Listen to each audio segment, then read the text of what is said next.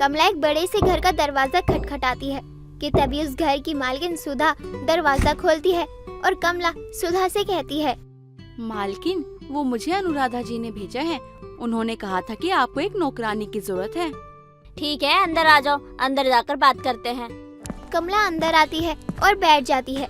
तभी सुधा कमला से कहती है, हाँ, मैंने बताया था अनुराधा को, क्योंकि मुझे एक नौकरानी की जरूरत है, क्योंकि मुझे एक ऐसी नौकरानी चाहिए जो हमेशा मेरे घर में ही रहे और वो ये ना कहे कि मुझे घर जाना है, देर हो रही है।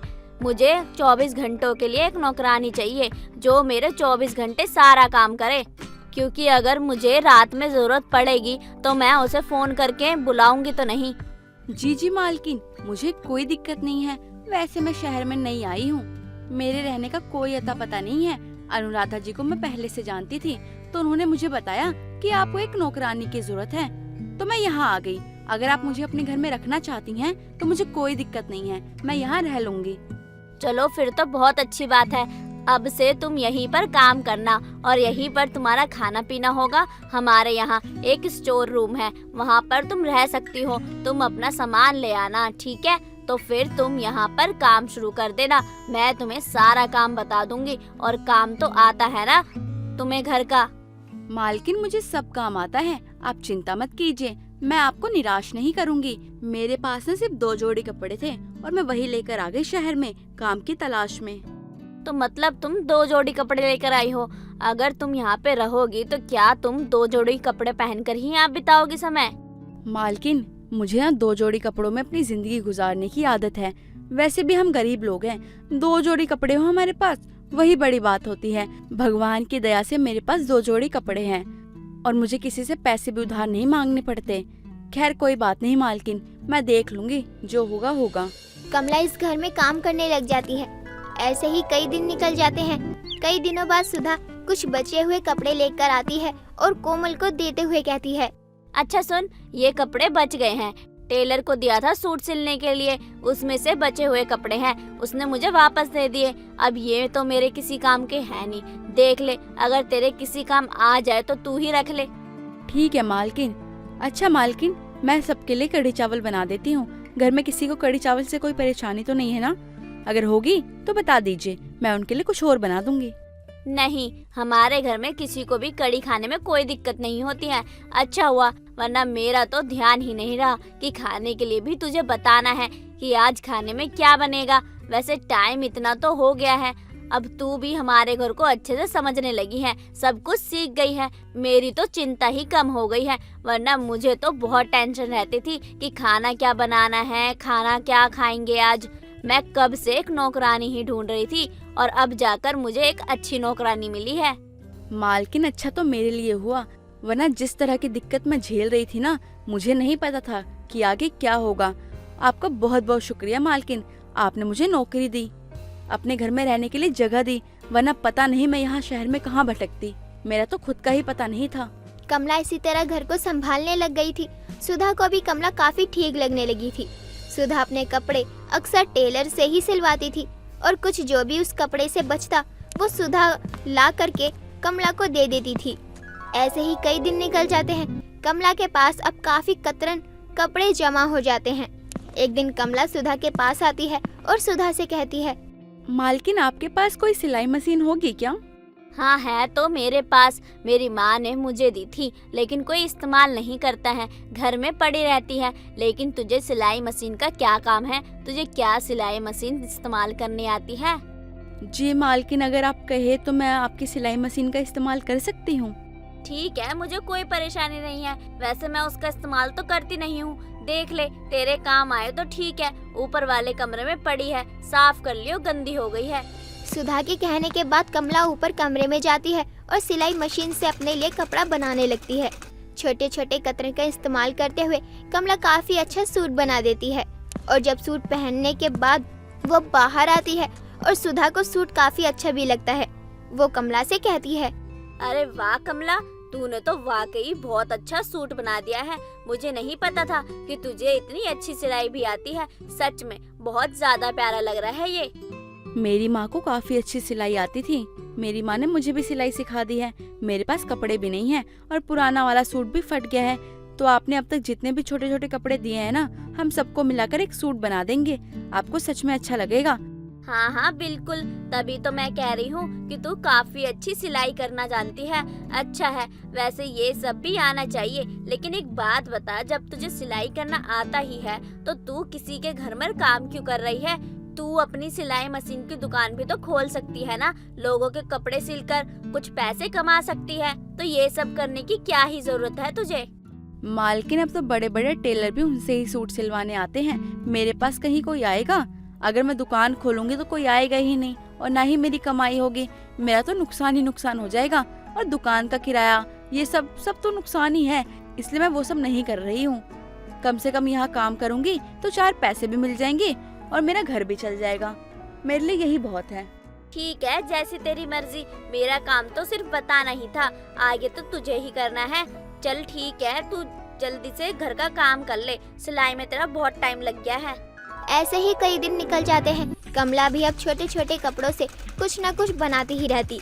सुधा को कमला की सिलाई काफी ज्यादा अच्छी लगती थी। कुछ दिनों बाद सुधा काफी ज्यादा गुस्से में घर आती है और चुपचाप सोफे पर बैठ जाती है। तभी कमला उसके लिए पानी लेकर आती है और उसको देते हुए कहती है, मालकिन, ये लीजिए पानी। आपको क्या हुआ है? आप इतने गुस्से में क्यों हैं? कुछ हुआ है क्या? कमला, तुम यहाँ से जाओ, मेरा वैसे ही बहुत दिमाग खराब हो रहा है। अगर तुमने कुछ भी फालतू बोला तो मैं तुम्हें ही सुनाने लग जाऊंगी, और मैं नहीं चाहती कि मैं तुम्हें कुछ बोलूं, इसलिए तुम चली जाओ यहाँ से। हुआ क्या है? लेकिन आप इतने गुस्से में है क्यों? मुझे कुछ बताओ तो सही। हमेशा आप मेरी परेशानी समझती हो, क्या एक दिन मैं आपकी परेशानी नहीं समझ सकती हूँ? मालकिन, बताओ ना, क्या हुआ? आज एक बहुत बड़ा फंक्शन था, मुझे उसमें जाना था, और मैंने अपने टेलर को ड्रेस दी थी कि वो उसे सिल दे अच्छे से, लेकिन उसने मेरी ड्रेस खराब कर दी। मुझे समझ नहीं आ रहा मैं फंक्शन में क्या पहन कर जाऊं। बहुत बड़े बड़े लोग आने वाले थे, मेरा तो दिमाग खराब हो रहा है। मालकिन, लाइए, मैं कुछ करके देखती हूँ, अगर हो जाए तो। कमला तुरंत और ड्रेस लेकर सिलाई वाले कमरे में जाती है। थोड़ा बहुत ठीक करती है, जिसे वो ड्रेस बहुत सुंदर और पहनने लायक हो जाती है, जिसे सुधा पहनकर चली जाती है। जहाँ सुधा को काफी लोगों से तारीफ सुनने को भी मिलती है। जब सुधा घर आती है तो सुधा के साथ एक मयंक नाम का आदमी भी आता है, जो कोमल की तारीफ करते हुए कहता है, मुझे आपकी ड्रेस बहुत पसंद आई। मुझे नहीं पता था आप इतनी अच्छी ड्रेस बना सकती हो। अरे, मैं अपनी कंपनी में ना आपको ना जॉब देना चाहता हूँ। मालकिन, ये जो कुछ भी कह रहे हैं ना, मुझे समझ में नहीं आ रहा है। कौन है ये और क्या कह रहे हैं? इन्हें मैं ही लेकर आई हूँ। तुमने जो आज मेरी ड्रेस में कितना अच्छा बदलाव लाया है ना, कितनी प्यारी लग रही थी ड्रेस, और इनको बहुत पसंद आया। ये तुम्हें अपनी कंपनी में काम देना चाहते हैं, एक फैशन डिजाइनर की जॉब देना चाहते हैं तुम्हें। सूट सिलने वाली नौकरानी अब बड़ी कंपनी में कपड़े सिलने का काम करने लगती है। रवि बहुत ही बदतमीज था। वो बात बात पर बस एक ही चीज बोलता, अपने बाप को मत सिखा, ये बोलकर वो बात किया करता था। ऐसे ही एक दिन रवि अपने दोस्त समीर के पास जाता है और कहता है, और समीर कैसा है? सब कुछ ठीक है ना? हाँ भाई, जिंदगी बस धक्का देके चल रही है और कुछ नहीं। हाँ, वैसे तू कल तो अपना आईफोन लेने गया था ना, क्या हुआ, लेके नहीं आया? कैसी बात कर रहा है भाई? मैं अगर फोन लेने गया हूँ तो इसका मतलब मैं फोन लेकर ही आऊंगा ना। अच्छा, जरा फोन के फीचर तो दिखा। और कौन सा आईफोन लिया है? भाई, मैंने तो सस्ता ही लिया है। अरे बता तो सही, कितने का लाया है? बस भाई, 72,000 का फोन है, आईफोन 14 लाया हूँ। इसके फीचर की क्या बात करूँ, बिल्कुल मलाई की तरह चलता है ये फोन। समीर रवि को अपने फोन के फीचर के बारे में बताने लगता है। रवि उसकी बातें सुनकर मन में बोलता है, बड़ा आया आईफोन वाला, इसको क्या पता, मेरे बाप के पास बहुत पैसा है। इतना पैसा है ना, वो तो आईफोन की कंपनी खरीद ले। लेकिन क्या करे, वो बात अलग है कि मेरा बाप खरीद के मुझे देगा नहीं कुछ भी, वरना मैं भी ना इसकी तरह आईफोन लेके ना घूमता। पता नहीं क्या समझता है अपने आप को। क्या हुआ भाई, क्या सोचने लग गया तू? तू मेरी बात सुन रहा है कि नहीं? हाँ हाँ, सुन तो रहा हूँ, बोलना क्या कह रहा था। भाई, मैं तुझे इस फोन की सबसे अच्छी चीज बताता हूँ। इस फोन में 6 एलिमेंट लेंस हैं। हाँ हाँ मालूम है, अपने बाप को मत सिखा, समझा? क्या बोला? तू मेरा बाप है? साले मैं तेरा बापू, समझा? रवि और समीर में इस बात पर दोनों एक दूसरे की कमीज का कॉलर पकड़ लेते हैं और बहस करने लगते हैं। कुछ देर बाद दोनों अपने घर चले जाते हैं। ऐसे ही दिन बीतते हैं और एक दिन रवि के पिता पुष्कर घर में बैठकर टीवी देख रहे होते हैं। तभी अचानक पुष्कर से टीवी में स्लिप टाइम लगा देता है। टीवी बंद होने वाली होती है तभी रवि की नजर स्लीप टाइमर पर पड़ जाती है और वो पुष्कर को चिल्लाते हुए बोलता है। अरे पापा, ये आपने क्या कर दिया? क्यों, क्या हुआ? टीवी ही तो बंद हुआ है। पापा, टीवी बंद नहीं हुआ है, आपने स्लीप टाइमर लगा दिया है। अरे आपको ये अभी ही करना था। क्यों, क्या हो गया? अगर अभी हो गया तो? पापा, यू नो व्हाट कि टाइगर जिंदा है मूवी आ रही थी और अभी सलमान खान की फाइट होने वाली थी और आपने टीवी बंद कर दिया। अब 15 मिनट के बाद ही ऑन होगा। हाँ हाँ मालूम है, अपने बाप को मत सिखा। बड़ा आया सलमान खान की फाइट देखने वाला। और वैसे भी तुझे टीवी से क्या मतलब है? तू तो अपने फोन में घुसा हुआ था ना। पापा, आपको नहीं पता है, मेरे पास एक हिडन टैलेंट है। मैं फोन चलाने के साथ साथ टीवी भी देख सकता हूँ। अच्छा जी, बहुत ही गंदी गलतफहमी पाले हुए हो बेटा जी। हाँ हाँ मालूम है, अपने बाप को मत सिखा। क्या बोला तूने? पापा, वो गलती से मुंह से निकल गया पापा। वो मैं रुक जा, तुझे बताता हूँ कि कौन किसका बाप है। पुष्कर रवि के पीछे डंडा लेकर उसके पीछे उसको मारने के लिए दौड़ता है। घर में पुष्कर को रवि के पीछे डंडा लेते भाग ही रहा होता है कि तभी रवि की माँ सरला वहाँ आती है। अरे अरे, क्या हो गया? दोनों बाप बेटे घर में दौड़ क्यों लगा रहे हो? तुम्हारा बेटा अपने बाप का बाप बन रहा है, इसलिए। पापा, मुझे माफ कर दो पापा, आगे से ऐसा कभी नहीं कहूंगा, पक्का नहीं कहूंगा। माँ, पापा को समझाओ ना कि गलती से मुंह से निकल गया, आगे से कुछ नहीं कहूंगा। वो पापा, पता है वो सुबह मक्खन वाला पराठा खाया था ना, तो जुबान फिसल गई पापा। सॉरी पापा, अब से नहीं बोलूंगा ऐसा। नहीं बेटा, आज तो तेरा बाप तुझे बता ही देगा कि कौन किसका बाप है और कौन किसका बेटा। रुक जा तू भी। जाने दीजिए ना, इसने आपसे ही तो सीखा है। आप ही पूरे दिन बोलते रहते हो कि अपने बाप को मत सिखा, आखिर बेटा बाप पर ही तो जाएगा। हाँ पापा, माँ बिल्कुल सही कह रही है। पापा, ये सब ना आपकी गलती है। अगर आप मेरे सामने ऐसा नहीं बोलते ना तो मैं थोड़ी ये सब सीखता, और मैं सीखता नहीं तो मैं कैसे बोलता। तो गलती तो आपकी हुई ना। हाँ रुक जा फिर, आज तेरी जुबान ही काट देता हूँ। ना रहेगी जुबान, ना ही ये फालतू का ड्रामा होगा। मेरी बोली बोल पाएगा तू आज के बाद। कल को किसी और के आगे ऐसा बोल दिया तो क्या कहेंगे लोग? लोग क्या बोलेंगे कि माँ बाप ने कैसी परवरिश दी है इसे। हाँ हाँ मालूम है, अपने बाप को मत सिखा। अरे यार, फिर बोल दिया। रवि इतना बोलकर घर से बाहर निकल जाता है और अपने बाप से बच जाता है और खुद से बोलता है। देखा पापा, बाप बाप होता है और बेटा बेटा। बाप अगर 10 नंबरी है ना तो बेटा 100 नंबरी होता है। कैसे मैंने आपको 1 मिनट में चकमा दे दिया, लेकिन एक दिन मैं आपको ना जरूर दिखाऊंगा कि बेटा ना बाप से बढ़कर होता है। रवि खुद से बात करते हुए एक पार्क में जाकर बैठ जाता है और रात को खाना खाने के वक्त घर वापस आ जाता है। ऐसे ही वक्त गुजरता है और रवि आए दिन किसी न किसी को बाप को मत सिखा बोलता और लड़ाई करता। ऐसे ही एक दिन सरला की पड़ोसन विमला घर आती है और घर में पुष्कर को देखकर उसके पास जाती है। जानू, बॉक्स ऑफिस में मूवी लगी है। सरला, तुमको कब से मूवी देखने का शौक चढ़ गया है? शादी को 22 साल हो गए हैं, लेकिन तुमने आज तक कभी बोला नहीं मुझे ये। पहली बात तो मैं सरला नहीं बल्कि उसकी जानू विमला हूँ। अरे विमला जानू, तुम यहाँ? तुम पुणे से वापस कब आई?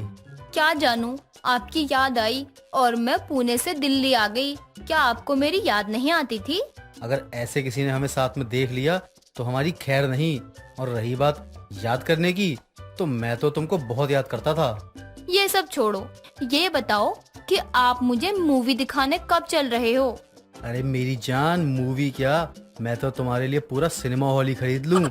हम कल ही चलते हैं मूवी देखने। विमला और पुष्कर बात कर ही रहे होते हैं कि तभी उनकी सारी बातें रवि सुन लेता है और खुद से बोलता है। अच्छा, तो ये बात है, पापा और विमला आंटी का चक्कर है और ये इनके साथ मूवी देखने जा रही है। और मेरी माँ को आज तक फूल खरीद के नहीं दिया इस बुढ़े ने, और इनके लिए सिनेमा हॉल खरीद रहा है। क्या बात है पापा। और पापा, जब देखो तब आप मुझे मारते रहते हो ना। अब देखो मैं आपके प्लान पे कैसे पानी फेरता हूँ। बहुत मारते हो ना आप मुझे। कल तो माँ के हाथ से ना आपको चप्पल नहीं खिलवाई ना तो मेरा नाम रवि नहीं। रवि इतना बोलकर दोनों के पास आता है और पुष्कर की तरफ देखकर बोलता है। हाँ हाँ मालूम है, अपने बाप को मत सिखा। रवि ये बोलकर वहाँ से भाग जाता है। विमला रवि को देखकर डर जाती है और अपने घर चली जाती है। अगले दिन सुबह सभी नाश्ता कर रहे होते हैं, तभी पुष्कर कहता है। सरला, मैं किसी काम से बाहर जा रहा हूँ, शाम तक वापस आ जाऊंगा। हाँ हाँ मालूम है, अपने बाप को मत सिखा। क्या बोला फिर तूने? क्या पापा, मैं आपको कैसे कह सकता हूँ? आप मेरे बाप हो और एक बेटा अपने बाप का बाप कैसे बन सकता है पापा? अरे मैं तो अपने दोस्त से फोन पे कह रहा था और आप पता नहीं क्या सोच लेते हो। सरला, मैं जाकर तैयार होता हूँ, किसी के साथ जा रहा हूँ, तुम कॉल मत करना, ठीक है? हाँ पता है किसके साथ जा रहे हो, अपने बाप को मत सिखाओ। भाई सुन लिया ना, अपने बाप को मत सिखा, मुझे पता है तू कहाँ जा रहे हैं। ठीक है, अब रखता हूँ फोन। रवि इतना बोलकर वहाँ से उठ जाता है और अपने कमरे की तरफ चला जाता है और पुष्कर भी अपने कमरे में तैयार होने चला जाता है। जैसे ही पुष्कर वहाँ से जाता है, रवि सरला को भी मूवी देखने जाने के लिए बोल देता है। कुछ देर बाद दोनों बाप बेटे मूवी देखने के लिए जाते हैं। रवि सरला की सीट बिल्कुल विमला और पुष्कर के बगल में करवा देता है और खुद आगे वाली सीट पर जाकर बैठ जाता है। और कुछ देर बाद सरला की नजर विमला पर जाती है। अरे विमला, तू यहाँ कैसे और किसके साथ? मैं तो बस। क्या हो गया? मुझसे डर तो ऐसे रही है जैसे कि मेरे पति के साथ मूवी देखने आई हो तू। वही तो आंटी जी, अंकल जी के साथ ही आई होंगी आप। हाँ बेटा, आए तो हम हैं, लेकिन पर क्या आंटी जी, रुकिए मैं खुद ही फ्लैश जला के ना देख लेता हूँ। जैसे ही रवि अपने फोन की फ्लैश जलाता है, सरला और रवि पुष्कर को देखकर हैरान हो जाते हैं। आप यहाँ? पापा, आप तो कहीं बाहर जा रहे थे, फिर आप यहाँ, वो भी इस विमला आंटी के साथ, क्या कर रहे हो? तुम दोनों यहाँ क्या कर रहे हो? तुम दोनों मेरा पीछा करते हुए आए हो क्या यहाँ पे? मुझे लगता है कि मुझे यहाँ से चले जाना चाहिए। आप सभी घर वालों का मामला है, आप साथ में बैठकर सुलझा लेना। अरे तू कहाँ चली? आज तो तुम दोनों को मैं छोड़ूंगी नहीं। बहुत शौक है ना फिल्म देखने का, आज तुम दोनों की फिल्म मैं यही बना देती हूँ। सरला इतना बोलकर अपनी चप्पल निकालती है और पुष्कर और विमला को मारने लगती है। ये सब देखकर रवि को बहुत मजा आता है और वो खुद से बोलता है, देख लिया ना पापा, आज के बाद ना आप अपने बेटे के ना जैसे बाप से पंगे नहीं लोगे। हाँ, अब माँ के हाथों से पिटो। उमा अपनी पड़ोसन भावना के साथ बहस कर रही थी और ताना देते हुए कहती है, अपनी बहू को समझा ले, वरना मेरे हाथ से कुछ हो जाएगा जो तेरी बहू को बिल्कुल अच्छा नहीं लगेगा। जब देखो मेरी बहू को और मुझे सुनाती रहती है, वो भी तेरी मॉडर्न बहू। हाँ, अब तेरी मॉडर्न बहू है तो मैं क्या करूँ इसमें? तेरे काम ही सुनने वाले हैं, इसमें मेरी बहू की क्या गलती है? दिमाग तो तुम दोनों सास बहू में ढेले भर नहीं है और बस बातें करवा लो बड़ी बड़ी। अपनी बहू को बोल अपना दिमाग भी लगा लिया करे। मेरी बहू ने दिमाग लगाया ना तो तुम दोनों सास बहू का जीना हराम हो जाएगा। अरे उसकी मर्जी, वो घूंघट में रहे या कैसे भी रहे, लेकिन इसमें तेरी बहू होती कौन है बोलने वाली? मेरी बहू ने सलाह ही तो दी थी कि आज के समय में घूंघट कौन करता है, लेकिन इतनी सी बात में तेरी बहू को इतना ज्यादा बुरा लग गया। अब इसमें हमारी क्या गलती है? तो तेरी बहू क्या मेरी बहू को गवार बोलेगी? देख, मैं अभी भी बोल रही हूँ, अपनी बहू को समझा ले। नहीं समझा सकती है तो कोई बात नहीं, अगली बार मेरे हत्थे लगी ना तो अच्छा नहीं होगा। अरे जा, बहुत देखे हैं मैंने तेरे जैसे, मैं भी देखती हूँ तू क्या कर लेगी। उमा भावना से काफी देर तक बहस करने के बाद वापस अपने घर आ जाती है। घर आने के बाद उमा अपनी बहू सलोनी को समझाने लगती है और बोलती है, बहू तू क्यों इतनी भोली बन रही है? अरे घूंघट कर रही है इसका मतलब ये थोड़ी कि जुबान भी बंद कर ले, और कोई कुछ बोले तो तेरी सास तेरे पीछे खड़ी है। देखती हूँ मैं भी कि कौन तुझे क्या बोल सकता है। माँ जी मैं क्या ही बोलूं, अगर भावना आंटी की बहू को बुरा लग जाता तो। और वैसे भी पड़ोसी है वो हमारे, और पड़ोसियों में थोड़ी बहुत तू मैं तो चलती ही रहती है। आप भी क्या माँ जी? तू मैं ही तो नहीं होती ना यहाँ पर, सब लोग तुझे ही गवार समझ रहे हैं, लेकिन मैं भी तुझे कितना ही समझा सकती हूँ। तू है कि इतनी भोली बनती है कि किसी की भी बातों में आ जाती है।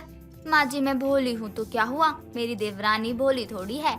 आपने और देवर जी ने लाखों में चुनी है मेरी देवरानी, वो भी कोई ऐसी वैसी नहीं, विदेशी बहू ला रही हो आप तो। हाँ, अब बस यही उम्मीद है कि जहाँ तक तेरी जुबान नहीं खुलती, वही अब मेरी विदेशी बहू सबकी खाट खड़ी करके रख देगी, ताकि दोबारा मुझसे या मेरी बहू से कोई फालतू बोलने की हिम्मत ना करे। उमा तो अपनी घूंघट वाली बहू से ये साफ ही कहती थी कि वो तेज बने, लेकिन उसकी घूंघट वाली बहू तो कुछ ज्यादा ही शरीफ और मासूम निकली। इसीलिए अब उमा भी क्या करती। लेकिन कुछ दिनों के बाद उमा अपने छोटे बेटे की शादी करती है और एक विदेशी बहू को अपने घर लेकर आती है। एक शाम उमा अपनी विदेशी बहू लीजा को बुलाती है और अपनी बहू से कहती है, बहू जरा छत के कपड़े उतार ले, तेज धूप हो रही है, आज तो सारे कपड़े भी सूख गए होंगे। खापरा खापरा क्या होता है मम्मी जी? अब इस विदेशी बहू को भी मैं छोटी छोटी बातें समझाऊं? इससे तो अच्छा सलोनी है, कम से कम उसे इतनी छोटी छोटी बातें तो समझानी नहीं पड़ती थी ना। भगवान ने मेरे सर पर पता नहीं क्या बला मर दी है। मम्मी जी आप क्या कह रही हैं? मुझे तो कुछ भी समझ नहीं आ रहा। सॉरी मम्मी जी, वो एक्चुअली मैं विदेश में रही हूँ ना, तो मैं हिंदी बहुत कम आता है, लेकिन आई विल ट्राई। जब तक ये अच्छे से हिंदी सीखेगी तब तक तो मेरी अर्थी भी निकल जाएगी। अब इसे क्या ही बोलूं। इससे तो अच्छा मैं खुद ही जाकर छत से कपड़े उतार ले आऊं, मेरा ही काम कम होगा। उमा की विदेशी बहू की चर्चे पूरे मोहल्ले में होने लगे थे। उमा भी जैसे तैसे अपनी घूंघट वाली बहू और विदेशी बहू के साथ खुशी खुशी रह रही थी। कुछ दिनों के बाद लीजा बहुत छोटे कपड़े पहनकर सामान लेने जाती है। पूरे मोहल्ले के लोग लीजा को ही देखे जा रहे थे और उसी समय सलोनी भी लंबा सा घूंघट करके छत पर झाड़ू लगा रही थी। उन दोनों को देखकर भावना दूसरी पड़ोसन से हंसते हुए कहती है, अरे कांता, देख रही है उमा की घूंघट वाली और विदेशी बहू को?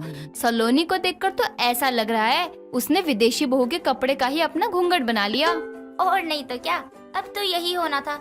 जब घर में विदेशी बहू लेकर आएगी, उसे तो जरा सी भी शर्म नहीं है, कहीं भी कैसे भी कपड़े पहन कर चली जाती है। मुझे तो देख कर ही शर्म आती है। अरे ये तो कुछ भी नहीं है। मैंने तो उस दिन उमा की विदेशी बहू को अपने जेठ के साथ बाइक में घूमते हुए देखा था, वो भी बहुत छोटे कपड़े में। सच में कभी तो ऐसा लगता है कि सलोनी बहू के साथ सबसे ज्यादा गलत हो रहा है इस घर में। और नहीं तो क्या, अब मर्दों की नियत फिसलते हुए समय थोड़ी लगता है। इतने छोटे कपड़े में तो पूरा शरीर दिखता है, और सलोनी की शक्ल तक देखना नसीब नहीं होती तो उसका पति भी क्या ही करे। वैसे मुझे तो कभी कभी लगता है कि लीजा का अपने जेठ के साथ कोई चक्कर चल रहा है, क्योंकि इतना तो सलोनी का पति सलोनी के लिए भी नहीं करता। खैर हमें क्या करना है, ये सब तो उमा को सोचना चाहिए। उसका घर, उसकी बहुएं और उसके बच्चे हैं। भावना और कांता दोनों उमा और उसकी बहुओं की चुगली करके अपने अपने घरों में चले जाते हैं और अब तो यही अफवाह मोहल्ले में भी फैलने लगी थी। कुछ दिनों बाद सलोनी का पति मयंक मूवी की टिकट लेकर आया होता है और सलोनी से बोलता है, सलोनी चलो आज हम मूवी देखने जाएंगे, मैं टिकट भी लेके आया हूँ। आपको पता है मैं बिना घूंघट के घर में भी तो नहीं रहती, तो वहाँ कैसे जाऊंगी। और चलो मैं चली भी गई तो वहाँ इतने लोगों के सामने मैं बिना घूंघट के रहती, शर्म नहीं आती क्या मुझे? क्या यार ऐसा क्यों कर रही हो? अरे ऐसा मत करो यार, मैं बहुत मन से लाया था, सोचा था हम दोनों जाएंगे, अब तुम ऐसे कर रही हो। थोड़ा तो मेरे बारे में सोचो यार। माफ करना, लेकिन मैं नहीं जा सकती।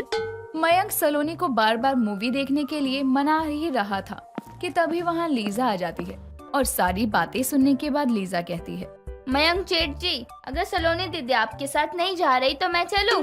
सलोनी चलो ना, मैं हम दोनों के लिए टिकट लेके आया था। अब तो कोई परेशानी वाली बात ही नहीं है। आप देवरानी जी के साथ आराम से मूवी देखना, अब आपके पैसे भी जाया नहीं होंगे और इसी बहाने देवरानी जी घूम भी आएंगी।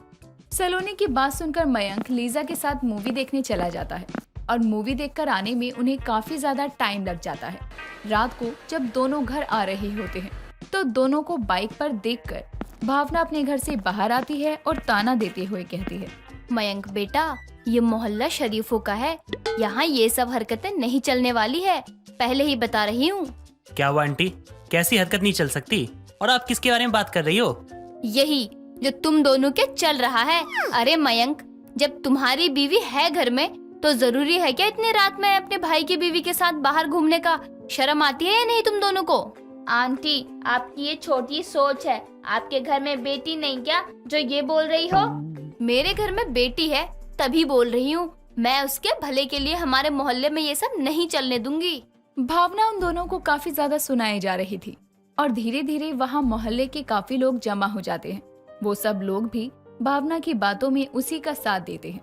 तभी घर से बाहर सलोनी और उमा आते हैं और ये सब देखकर सलोनी अपना घूंघट हटाती है और बोलती है, आंटी जी, आपको इज्जत रास नहीं आती क्या? अरे आपके घर में यही सब होता होगा, तभी तो आपको दूसरों के घरों में भी प्यार और इज्जत के रिश्ते पर भी सवाल उठा रही हो। बहू, तू बहुत भोली है, लेकिन ये सब मिलकर तेरे साथ ही गलत कर रहे हैं। देख नहीं रही है क्या कैसे तेरा पति और तेरी देवरानी आधी रात तक बाहर घूमते रहते हैं? कोई शोभा देता है ये? आंटी जी, आप अपने घर को संभालो ना। आपका बेटा तो रोज किसी नई लड़की के साथ घर आता है, तब आपके ये सवाल खत्म क्यों हो जाते हैं? यहाँ तो मुझे सब पता है कि कहाँ गए थे, क्यों गए थे, फिर भी आप सवाल उठा रही हो। और आंटी जी, मैं भले ही यहाँ विदेशी बहू बनकर आई थी, लेकिन अब भी मुझ में अपने देश के संस्कार हैं। ये मेरे जेठ और जेठानी हैं। आप अपनी घटिया सोच को अपनी तिजोरी में बंद करके रखो, ऐसे खुलेआम मत दिखाओ। आज तो मेरी घूंघट और विदेशी बहू ने पूरे मोहल्ले की बोलती ही बंद कर दी है। उमा अपनी दोनों ही बहुओं से काफी ज्यादा खुश होती है और अब वो दोनों बहुओं को घर संभालने की पूरी जिम्मेदारी दे देती है और उन पर भरोसा करने लगती है।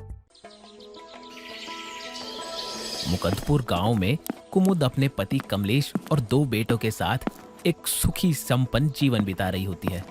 कमलेश के पास अपने खुद के खेत थे और वो अच्छा खासा कमा लेता था और इसी के साथ साथ वो गांव के लोगों की मदद भी किया करता था, जिसके कारण गांव में उसको लगभग सभी लोग जानते थे और उसकी इज्जत भी किया करते थे। एक दिन कमलेश खेत की फसल का हिसाब कर रहा होता है। बस भी कीजिए जी, ये खेत का हिसाब किताब आप बेटे राजन को क्यों नहीं सौंप देते? वो भी थोड़ा बहुत सीख लेगा। सीखने की इच्छा होगी तो सीखेगा ना कुमुद। कहता है ये हिसाब किताब उसके पल्ले नहीं पड़ता। कोई नहीं जी, धीरे धीरे सीख ही जाएगा। सीखना ही पड़ेगा, आखिर मेरे बाद मेरे बेटे को ही तो ये सब कुछ देखना है। लेकिन वे दोनों इस बात को समझते ही नहीं है। समय के साथ सब समझ जाएंगे जी। आप फिलहाल ये फल खाइए और अपनी सेहत पर थोड़ा ध्यान दीजिए। काम के चक्कर में आप अपने खाने पीने का क्यों ध्यान नहीं रखते? कमलेश के दोनों बेटे राजन और सोहन, उन दोनों को अपने पिता के काम में कोई दिलचस्पी नहीं थी, जिसके चलते वो दोनों नौकरी करना शुरू कर देते हैं ताकि ज्यादा से ज्यादा पैसे कमाकर गांव से शहर में जाकर बस सके। ऐसे ही समय बीतता है और कुछ समय बाद कुमुद और कमलेश अपना कर्तव्य निभाते हुए अपने दोनों बेटों की शादी करवा देते हैं। एक तरफा जहां बहुओं के आने से घर में रौनक आ जाती है, तो वहीं दूसरी तरफ घर में छोटी मोटी बहस और लड़ाइयों के चलते घर की शांति चली जाती है। एक शाम कुमुद की छोटी बहू रचना कुमुद से कहती है, माँ जी, आप दीदी को ना समझा लीजिए कि खाना बनाने के बाद रसोई को गंदा ना छोड़े, क्योंकि मेरे कहने से तो उन्हें सुनाई नहीं पड़ता। बहू से बोलने से अच्छा कि तू खुद ही सफाई कर दे। अब छोटी छोटी बातों के लिए क्या आपस में झगड़ना। वाह माँ जी वाह, आपसे तो कुछ बोलकर फायदा ही नहीं है, क्योंकि आप तो उल्टा मुझे ही भाषण देना शुरू कर देती हैं। बहू ऐसा नहीं है। रहने दीजिए माँ जी, मुझे आपकी कोई सफाई नहीं सुननी। रचना का कुमुद से इस तरह चिल्लाकर बात करना कुछ दूर पर खड़े कमलेश को बहुत दुख पहुंचाता है। अब धीरे धीरे बढ़ती उम्र के साथ कमलेश की तबीयत खराब होने लगती है और वो अपने दोनों बेटों को अपने खेतों की जिम्मेदारी संभालने के लिए कहता है। बेटा, अपनी जिम्मेदारियों को समझो और अपनी नौकरी के साथ साथ थोड़ा समय निकालकर हिसाब किताब भी देख लिया करो। पिताजी, इतना समय कहाँ है हमारे पास? और खेतीबाड़ी, इसमें तो पैसा कहाँ मिलता है? बिल्कुल, मैं तो कहता हूँ इन खेतों को बेचकर अब आराम से घर में बैठिए। बेटा, हमने खेत बेच दिए तो हमारे खेतों में काम करने वाले मजदूर बेचारे कहाँ जाएंगे? उनके बारे में भी तो सोचना होगा ना। अरे माँ, मजदूर कहाँ जाएंगे, नहीं जाएंगे, क्या करेंगे, नहीं करेंगे, उससे हमें क्या? हम क्यों सोचेंगे? और आप अब ये बातें लेके बैठ रही हो, दिखाई नहीं देता आपको? हम थके हुए हैं, हमें भूख लगी है। बेटा लेकिन दिन प्रतिदिन कमलेश अपने बेटे और बहुओं का व्यवहार देखकर हैरान था और वो अपनी वसीयत लिखने के बारे में सोचने लगता है। कुछ दिनों बाद कमलेश गांव के रास्ते से किसी काम के लिए जा रहा होता है कि रास्ते में दिल का दौरा पड़ने से उसकी मृत्यु हो जाती है। कमलेश का अचानक से दुनिया से चले जाना कुमुद के लिए किसी बड़े सदमे से कम नहीं था। अगले दिन दोनों बेटे कमलेश का अंतिम संस्कार कर देते हैं। कमलेश के जाने के बाद से उसके खेतों का काम देखने वाला कोई नहीं था। अब कुमुद को भी अपने बेटों से कोई उम्मीद नहीं थी, इसलिए वो खुद को ही खेतों में काम करने के लिए मना लेती है। लेकिन पढ़े लिखे ना होने के कारण उसे बहुत दिक्कतों का सामना करना पड़ता है। तभी एक दिन कुमुद खेतों पर जा रही होती है कि उसकी बहू उसे टोकते हुए कहती है, माँ जी कहाँ जल्दी, पिताजी क्या गए? आपका तो घर में मन ही नहीं लगता। जब देखो खेतों के बहाने घर के बाहर ही रहती हो आप। ये किस तरह से बात कर रही है बहू? ठीक ही कह रही हैं दीदी, आप तो घर में टिककर ही नहीं रहती हैं। माँ जी खेतों को बेचिए और वसीयत बनाइए। ये तुम दोनों क्या कह रही हो? उसी समय कुमुद के दोनों बेटे भी घर में लौट आते हैं और कुमुद उन्हें सारी बात बताते हुए अपनी पत्नियों को समझाने को कहती है, लेकिन उसके बेटे उल्टा ही उसे धुतकारने लगते हैं। माँ देखो, पिताजी तो अपना काम किए बिना ही चल बसे। अरे कम से कम वसीयत का बंटवारा तो करके जाते। तुम दोनों अपने स्वर्गवासी पिता को दोष दे रहे हो, कुछ तो शर्म करो। माँ जी शर्म आप कीजिए और घर पर बैठिए और वसीयत का बंटवारा कर कागजात तैयार करवाइए। उसके बाद आप कहीं भी जाइए, हमें कोई परवाह नहीं। अपने बहू बेटों का यह व्यवहार कुमुद को बहुत दुख पहुंचाता है। अगले दिन कुमुद अपने खानदानी वकील को बुलाती है, लेकिन उसे वकील से पता चलता है कि वसीयत तो पहले ही बन चुकी है। लेकिन कमलेश की आखिरी इच्छा थी कि वसीयत को उसके मरने के 6 महीने बाद ही उसके घर वालों को सुनाई जाए। इतना कहकर वकील वहां से चला जाता है। वाह जी वाह, ससुर जी तो जाते जाते भी चालाकी दिखा गए। पता नहीं क्या ही लिखवा गए होंगे वसीयत में। देखो जी, 2 बड़े खेत है ना, वो तो पक्का हमारे ही हिस्से में होंगे, क्योंकि पिताजी अपने बड़े बेटे बहू को हमेशा से ज्यादा ही मानते थे। हाँ हाँ, और छोटे बेटे बहू तो जैसे उनके कुछ थे ही नहीं। देखो दीदी, ऐसे ही तुम्हें कोई भी खेत हथियाने नहीं दूंगी, कह देती हूँ। अब दोनों बहुओं में वसीयत को लेकर लड़ाई छिड़ जाती है और बीतते दिनों के साथ वो वसीयत के लिए लड़ते हुए अपनी सास का जीना दुश्वार कर देती है। कुमुद घर की सफाई कर रही होती है कि तभी पानी की बाल्टी फर्श पर गिर जाती है और सामने से आ रहा राजन, जो कि फोन पर बात कर रहा होता है, वो एकदम से गिर पड़ता है। मेरी कमर गई। हाय हाय, क्या हो गया जी? आप ठीक तो है ना? अरे कैसी माँ है आप? माँ जी अपने ही बेटे को मारना चाहती हैं क्या? बहू क्या बोल रही है? मैंने कुछ जानबूझकर नहीं किया। चुप कीजिए और निकलिए मेरे घर से। मुझे तो आपकी शक्ल भी नहीं देखनी है। बहू पहले राजन को उठा, उसे देख तो ये क्या बातें बोल रही है। उन्हें तो मैं संभाल लूंगी। आप निकलो, निकलो मेरे घर से। सुरभि कुमुद को धक्के मारकर घर से निकाल देती है। बेचारी कुमुद बार बार दरवाजे को पीटती है, लेकिन उसकी कोई नहीं सुनता और तभी वहां सारे गांव वाले इकट्ठे हो जाते हैं और उसकी पड़ोसन कुमुद को संभालते हुए उसे अपने घर चलने को कहती है। नहीं बहन, तुम बस मुझे वृद्धाश्रम छोड़ दो, मैं किसी पर बोझ नहीं बनना चाहती। उसकी पड़ोसन उसे वृद्धाश्रम छोड़ आती है। अब दिन बीतते हैं और कुमुद के बेटे और बहू वसीयत को लेकर इतनी लड़ाई झगड़े करते हैं कि आपस के सभी पड़ोसी उनकी बुराइयां करने लग जाते हैं। जैसे तैसे करके 6 महीने का समय बीत जाता है और उनका वकील कमलेश की वसीयत लेकर घर आ जाता है और कमलेश के दोनों बेटों को पढ़कर सुनाता है। तो सभी वसीयत सुनकर दंग रह जाते हैं, क्योंकि कमलेश अपनी सारी वसीयत गांव के वृद्धाश्रम के नाम लिख चुका था, यहाँ तक कि घर भी। ये कैसे हो सकता है? जिस वसीयत के लिए दिन रात लड़ रहे थे, उसका एक हिस्सा भी हमारे हाथ नहीं आया। ऊपर से एक घर भी हमसे छीनने वाला है। हम तो लुट गए, बर्बाद हो गए। जब वकील को पता लगता है कि कुमुद वृद्धाश्रम में है, तो वो वहां जाकर उसे कमलेश की वसीयत के बारे में सब कुछ बता देता है। मेरे बेटे बहू ने वसीयत हथियाने के लिए मुझे बेसहारा कर दिया और अब वसीयत में से उन्हें एक टुकड़ा भी नसीब नहीं हुआ। शायद इसे ही कर्मों का फल कहते हैं। कुमुद के बेटों को जैसे ही कुमुद के वृद्धाश्रम में होने का पता चलता है, वो अपनी पत्नियों के साथ उसे घर वापस लेने जाते हैं, लेकिन कुमुद उनसे मिलने तक के लिए मना कर देती है। वसीयत की लड़ाई घर घर की कहानी है, लेकिन इस लड़ाई में वसीयत लिखने वाले यानी माता पिता या घर के बड़े बुजुर्गों को सताने वालों का कभी भला नहीं होता। जैसे कि आपने हमारी आज की कहानी में देखा। कहानी कैसी लगी कमेंट करके जरूर बताना। अरे हमारे फगुनिया, क्या हुआ जी? हमसे नाराज हो का? जाइए, हमको आपसे कोई बात नहीं करनी है। आप हमारी बात सुनते ही नहीं हो। अरे हमार कलेजा, जब तक तुम हमको कुछ बताओगी नहीं, तब तक हम तुम्हारी बात कैसे सुनेंगे? हमरा वो बाजार में जाना है जहाँ पर 2 तोले का हार मिलता है। और साथ ही लखनऊ की मशहूर मलाई गिलोरी खाना है। बताओ ना, हमको कब तक लेके जाओगे? अरे बस इतनी सी बात, चलो अब ये ले चलते हैं।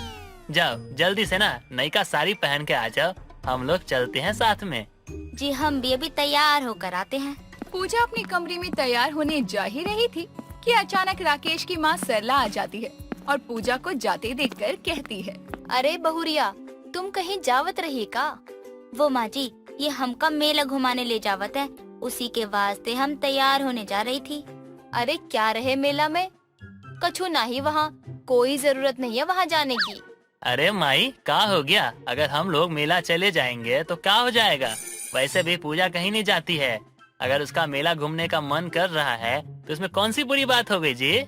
आहा, बड़े आए लुगाई को मेला घुमाने वाले, जेब में एक फूटी कौड़ी नहीं है और मेले जाएंगे। ओ माई, थोड़ा सोच समझ कर बोलो, ऐसा तो नहीं है ना कि हम कोई काम नहीं करते हैं। अरे कम से कम तुमको पेट भरकर भोजन तो प्राप्त हो रहा है ना। बिटवा, खाली पेट भरने से कुछ नहीं होता है, सबको भविष्य के लिए जमा पूंजी की जरूरत होगी। कल को तुम्हारा मुन्ना होगा, उसको क्या खिलाओगे या पढ़ाओगे जब सब अपनी लुगाई पर ही खर्च कर दोगे तो? पर माई, परवर काल अल्लाह, सब तेरी भलाई के लिए कह रहे हैं, बाकी तुम्हारी मर्जी है। आजकल के बच्चे कहीं भी अपने माँ बाप के सुनते ही नहीं है। लुगाई ने जो कह दिया बस उसको सिहाई की लकीर मान लेते हैं। सरला इतना बोलकर वहाँ से जाने लगती है। राकेश सरला को समझाने की कोशिश करता है, लेकिन सरला सुनती ही नहीं और सरला और राकेश में बहस हो जाती है, जिसे देखकर पूजा को बुरा लगता है और वो कहती है, रहने दो राकेश जी, आप माँ जी से बहस मत करो। घर में कलेश करके मुझे कहीं नहीं जाना है, मैं घर में ही ठीक हूँ। तुम चुप करो पूजा, हम लोग मेला जाएंगे तो मतलब जाएंगे। नहीं, अब हमारा मन नहीं है, अगर आपको जाना है तो चले जाओ। पूजा इतना बोलकर वहाँ से चली जाती है और अपने घर का काम करने लगती है। राकेश बिहार का रहने वाला था, उसके पास 2 वक्त की रोटी के लिए भी पैसे हुआ करते थे। ऐसे ही वक्त गुजरता है और घर में खाने की तंगी हो जाती है। खाने को 2 वक्त की रोटी तक नहीं मिल पा रही थी। ऐसे ही एक दिन राकेश घर आता है। अरे पूजा, जल्दी से खाना ले आओ, बहुत भूख लगी है हमको। जी वो, अरे बहुरिया, बता दे कि घर में खाने को कुछ नहीं है, जाकर कुछ कमा ले। घर में फगुनिया फगुनिया करने से और गांव भर में घूमने से कुछ नहीं होगा। बस लो, हो गई शुरू। अरे घर में चैन नहीं मिलता है तभी तो बाहर जाते हैं और खाना खाने के लिए आए हैं, ताने नहीं खाना है हमको। ताने से पेट भर के जाएं क्या? आप कहाँ जाने लग गई? बैठो, मैं आपके लिए कुछ खाने को देती हूँ। नहीं, रहने दो। माँ ने इतना ताना दिया है ना कि पेट भर चुका है। मैं कुछ अनाज खरीद कर लेकर आता हूँ, ठीक है? राकेश इतना बोलकर अपने घर से निकल जाता है और काम ढूंढने लगता है। जैसे तैसे करके कुछ पैसे कमाता है और घर में अनाज लाकर देता है। ऐसे ही वक्त बीतता है और राकेश अपने घर का इसी तरह से गुजर बसर करता है। ऐसे ही एक रात राकेश और पूजा आपस में बातें कर रहे होते हैं। पूजा, हम क्या सोच रहे थे कि हम पटना जाकर कोई नौकरी देख लेते हैं ना जी। पर वहाँ कौन सा काम मिलेगा आपको?